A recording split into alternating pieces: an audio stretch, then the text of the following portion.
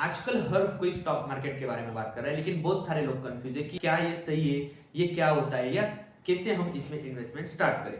तो मैं आज आपको 5 क्वेश्चंस के आंसर दूंगा, जिससे आपको स्टॉक मार्केट पूरा एक्सप्लेन हो जाएगा। तो पहला क्वेश्चन, स्टॉक मार्केट क्या होता है? तो स्टॉक मार्केट मतलब क्या? तो स्टॉक मार्केट मतलब क्या, एक भाजी मंडी के एग्जांपल के साथ समझते हैं। तो मान लीजिए आप भाजी मंडी में जाते हो, वहां पे एक सेलर होता है, वो आपको उनकी भाजी या सब्जी वो बेचता है और आप उसे खरीदते हो। वैसे ही स्टॉक मार्केट में बड़ी बड़ी कंपनियां लाइक टीसीएस हो गया, रिलायंस हो गया, एचडीएफसी बैंक हो गया, ये आते हैं, उन्हें उनकी ग्रोथ के लिए या उनके फ्यूचर एक्सपांशन के लिए कुछ तो पैसा चाहिए होता है, तो वो अपने स्टॉक वहां पे बेचते हैं और हमारे जैसे रिटेल इन्वेस्टर वहां पे जाके उन्हें खरीद के लाते। तो इनके लिए दो मेजर एक्सचेंजेस है। एक्सचेंजेस मतलब क्या? एक प्लेस जहां पे ये स्टॉक का बाइंग और सेलिंग होता है। तो दो मेजर एक्सचेंजेस है, एनएससी और बीएससी। एनएससी मतलब नेशनल स्टॉक एक्सचेंज और बीएससी मतलब बॉम्बे स्टॉक एक्सचेंज। ये दोनों बंबई में है और यहां से हमें स्टॉक की बाइंग या सेलिंग होती है। तो स्टॉक की प्राइस चेंज कैसे होती है? स्टॉक की प्राइस चेंज डिमांड और सप्लाई की वजह से होती है। मान लीजिए अगर आलू की सप्लाई बहुत कम है मार्केट में और डिमांड बहुत ज्यादा बढ़ गया, तो आलू के दाम मार्केट में बढ़ जाते हैं। वैसे ही स्टॉक मार्केट में भी अगर किसी कंपनी के डिमांड ज्यादा है और सप्लाई कम है, तो उसका प्राइस बढ़ जाएगा, और अगर सप्लाई ज्यादा है और डिमांड कम है तो उसका प्राइस गिर जाएगा। इसे सिंपल तरीके से स्टॉक की प्राइस अप्स या डाउन होती है। तो सेकंड क्वेश्चन, व्हाई इन्वेस्ट? आपको इन्वेस्ट क्यों करना चाहिए? तो आपने इन्फ्लेशन सुना होगा। तो इन्फ्लेशन मतलब क्या कि आज अगर आपने बैंक में 100 रुपया रख दिया, तो 10 साल बाद उस 100 रुपए की वैल्यू 100 रुपए नहीं रह जाएगी, उसकी वैल्यू कम हो जाएगी बिकॉज ऑफ इन्फ्लेशन। तो ये कैसे मैं आपको समझाता हूं। मान लीजिए 5 साल पहले आप 100 रुपए से 1.5 लीटर पेट्रोल खरीद सकते थे, लेकिन आज अगर हम देखें तो आज हम 1 लीटर पेट्रोल भी नहीं खरीद सकते। ये क्यों हुआ? ये इन्फ्लेशन की वजह से हुआ। इसका मतलब क्या कि जो गुड्स और सर्विसेज होती है उनकी प्राइस धीरे धीरे बढ़ती जा रही है, लेकिन आपके मनी की प्राइस अगर वैसे नहीं बढ़ी तो आपके मनी की वैल्यू डिक्रीज होती जाती है। तो आपको इन्वेस्ट इसलिए करना चाहिए, जैसे इन्फ्लेशन बढ़ रहा है वैसे ही आपकी मनी की वैल्यू भी बढ़े। तो मान लीजिए अगर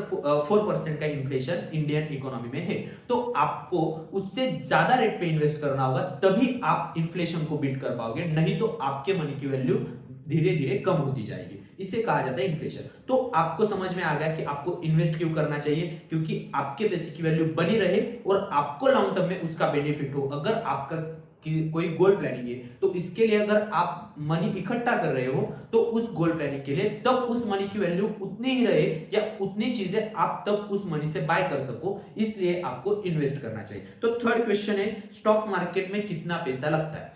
तो मैं आपको बताना चाहता हूं कि आज स्टॉक मार्केट में अगर आप इन्वेस्ट करना चाहते हो, तो आपको एज मिनिमम एज 100 रुपए से आप स्टॉक मार्केट में इन्वेस्ट कर सकते हो। ये इंडियन मार्केट की आज की रियलिटी। आप स्टार्ट कर सकते हो तो एक सिंपल म्यूचुअल फंड के साथ, एक सिंपल ईटीएफ के साथ आज आप इंडियन स्टॉक मार्केट में इन्वेस्ट कर सकते हो। To earn money from stock मतलब स्टॉक मार्केट में हमारा पैसा कैसे बनता है या हमारे पैसे कैसे बढ़ता है, ये मैं आपको एक्सप्लेन करता हूं। तो स्टॉक मार्केट में 3 टाइप से आपका पैसा बढ़ता है। पहले तो समझो आपने अगर रिलायंस में इन्वेस्ट कर दिया, अगर रिलायंस का इस साल का प्रॉफिट अच्छा हुआ तो रिलायंस के स्टॉक की प्राइस बढ़ेगी, क्योंकि उसकी डिमांड बढ़ेगी। तो डिमांड बढ़ने की वजह से उसकी प्राइस बढ़ेगी। मान लीजिए कल रिलायंस के स्टॉक की प्राइस 100 रुपए थी और अगले साल वो 110 रुपए हो गई, तो अब आपने जो एक शेयर पिछले साल लिया था उसकी वैल्यू तो 100 रुपए थी, तो आज उसकी वैल्यू 110 रुपए हो गई, तो आपको 10% का मुनाफा हो गया। इससे आप स्टॉक मार्केट में पैसा कमा सकते हो।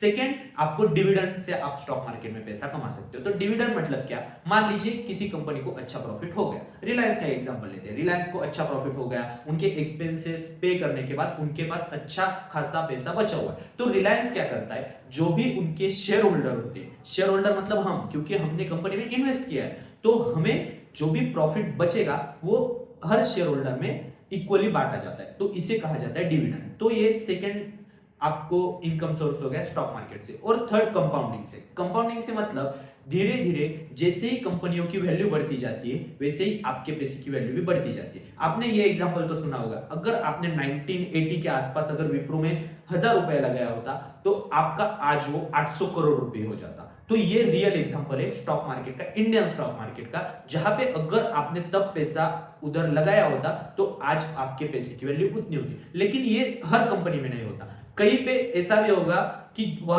तब अगर आपने 1 करोड़ लगाया होगा तो वो आज 100 रुपए होगा, वो क्यों?